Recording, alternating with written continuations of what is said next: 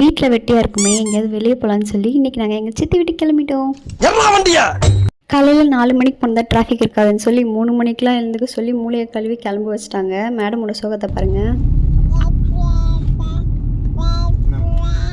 அவ்வளோ சீக்கிரமாக எழுப்பிட்டோன்னு எங்களை ஏதோ திட்டுறான்னு நினைக்கிறேன். நாங்கள் வந்து சர்ப்ரைஸாக போயிருந்தோம். ஆனால் சர்ப்ரைஸ் அவங்களுக்கு இல்லை, எங்களுக்கு தான். ஏன்னா அவங்க ஃபோனெல்லாம் சுவிட்ச் ஆஃப் பண்ணிட்டு தூங்கிட்டாங்க. நாங்கள் ரோட்டில் நின்றுட்டுருக்கோம். அப்புறம் வீட்டை கண்டுபிடிச்சி மார்னிங் வந்து பிரேக்ஃபாஸ்ட்லாம் சாப்பிட்டோம். அப்புறம் ஈவினிங் ரொம்ப போர் அடிச்சதுன்னு பக்கத்தில் ஒரு மார்க்கெட் இருந்தது. அங்கே போய் கொஞ்சம் பாப்பா ஹெட் பேண்ட் திங்ஸ்லாம் வாங்கிட்டு வந்தோம். இந்த வீக் வந்து எனக்கு பர்த்டே, அதனால் என் தங்கச்சிங்கெலாம் சேர்ந்து கிஃப்ட் பண்ணியிருந்தாங்க. பாப்பாவுக்கு வந்து இந்த ஒரு டாய் பண்ணியிருந்தாங்க, எனக்கு வந்து ஒரு கிளாஸ் ஃபோட்டோ ஃப்ரேம், அப்புறம் இன்னொரு தங்கச்சி கீ செயின் பண்ணியிருந்தா. அப்புறம் ஜாலியாக ஈவினிங் ஸ்நாக்ஸ்லாம் சாப்பிட்டுட்டு கொஞ்சம் நேரம் விளையாடிட்டு டேரி மில்க்லாம் சாப்பிட்டுட்டு இருந்தோம். ரொம்ப ஜாலியாக இருந்துச்சு.